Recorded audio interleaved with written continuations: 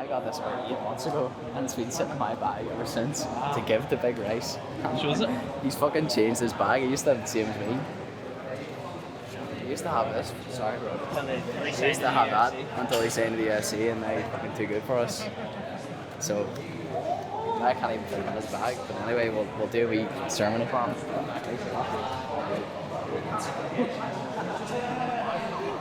He actually had one of these bags. They got a personalised for you. Big Rice. Yeah, American flag, obviously. Here's never got. No, but mate, you fucking switched up your bag. No, I saw Unless it. this is some No, other no, one's it's bag. not. Let's get rid of this. Stick this on. You have to get a stitch on.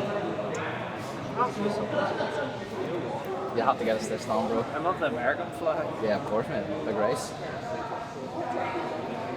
Oh, yes. Oh, yes. Let's go.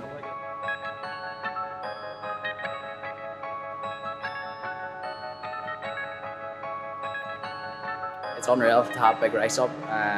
He's been coming up consistently now last wee while, and fucking it's good to get some quality rounds out with one of the best fucking prospects in the world. This is the first time we've ever shared a car together in pro game, isn't it? Yeah. First time ever, which is it's got to be a good thing because we'll be able to share the experience with each other.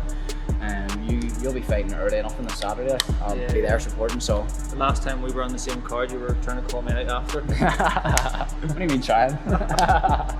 I've trained with a lot of featherweights, lightweights, welterweights, and pound for pound, Paul's one of the guys. That he's the guy. You know, if he gets a hold of you, you're in big trouble. And like that's not me saying that because he's here and we're doing this video. Like Paul's the boy, and if people don't believe it, they're going to find out too soon. And once he gets a hold on you, you're in for a ride and you're in big troubles. Paul's been doing good work for years. You know, Paul doesn't have to have a fake fan base. You know, yes, he's got a big fan base now, but it's real, it's authentic. You know, he's not buying likes, he's not buying followers. He's going to show up on 1st of October, and I would say he's going to shock the world, but he's not. Everybody who knows Paul knows what's up. So the interim title, he's really the real world champ. So 1st of October, you'll all see.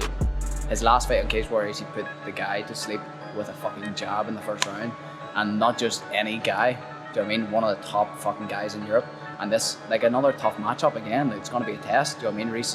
Reese is one of the top dogs in the world outside of the UFC, and will soon be back in the UFC. So he's not going to be given any easy fights. You know what I mean? This is the man. Like if I'm say in my division, some guys come from the UFC, I'm fighting that guy. Yeah, because that giving me that stamp of authenticity. So like. No beating around the bush. Everybody's coming for his back in that division. But like, I mean, when this guy's back's up against the wall, that's when he fucking performs the best. Do you know what I mean? I've never seen someone conquer more adversity in an actual fight in my life. I've never seen it to this day, and that's one of the things I find about Reese is just that utter dog and utter fight to the bitter end. And that's a scary thing, mate. When you're in a cage, when you're in a spar, when you're in a fight with someone, you know deep down that this cunt will never give up. Yeah. It's taxing. It can be taxing if you don't have that right mind frame. If you don't also have that dog, when it gets to the 4th round for the 5th round, like you can maybe doubt yourself, and that's when guys like Reese will just fucking put you to sleep. And yeah, fucking hell, I actually cannot wait to the 1st of October. It'll be sick just to fucking share that experience again of being in the hotel, like doing the weight cuts, doing the fucking seeing each other after the fights, before the fights. I mean, like you're creating moments for the rest of your life there, and they don't often come about. So yeah, I'm looking forward to it. Yeah, let's go. I mean, the thing of, like I said all the time, Pat's famous wrestling class, but like this man is a wizard. Like I just can't wait to see in a few years' time, like just how worldwide renowned this guy is, and he deserves it. Nobody deserves it more as a coach. Like people do not understand. Pat puts just as many hours in the coaching as I put in the training each day. Like he's, as soon as he works full time, as soon as he finishes work, he's in the gym and he's coaching all night, privates, 3 or 4 hours every night. And his weekends are literally spent making notes and preparing for the next week classes. Like this guy deserves every single thing that will come to him in the next few years. Absolutely 100%. I believe that he's one of the best coaches in the world. And like only 34, that's only 34, it's crazy. He's such a young coach. To be able to have him is just such an unbelievable asset that just I'm literally blessed to have. I mean, like small details like tonight, like it's just a never-ending process with him. Like just small details, and as you see, he's still getting in there and doing it. And I think that's why he gets so good so fast, and why he's always improving is because he'll get in there and get to work with me. Like you've seen that tonight. We were going at it, and he was keeping up. I'm fucking fighting for a world title. Do you know what I mean? I'm in world-class shape, and he's getting in there and staying on me. So that helps with his coaching. Do you know what I mean? He's seeing what's working and what's not working. Do you know what I mean? There is no room for error, and there's no room for holes in my game. I don't know if you were able to hear with the music, but after we finished that last round, we just had like a wee chat, and he was just saying, to get this guy fucked, like you gotta get fucked. You gotta be gassed out, working so hard to get him tired, and then you'll break him.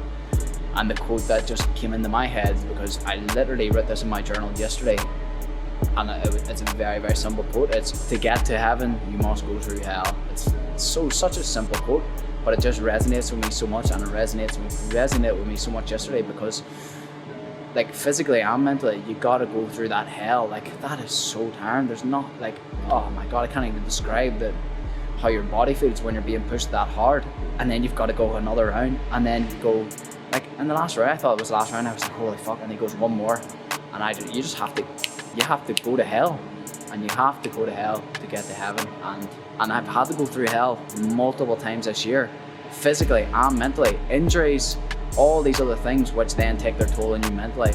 And look, as I've always said, the obstacle is the fucking way, and the obstacle will always lead to advantage. If I can just flip that upside down and change my perspective and say, this was supposed to happen. I had to go through all of this fucking shit this year.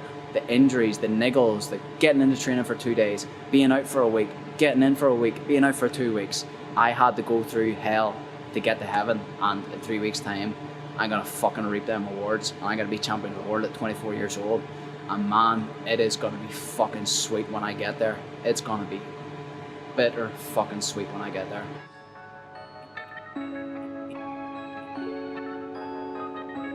First of October, you'll all see. Let's go, bro. What a fucking promo. Jesus Christ, boys. Shit, what a that one. fucking Shit, that promo. one. Clip it. Let's I need a go. better job.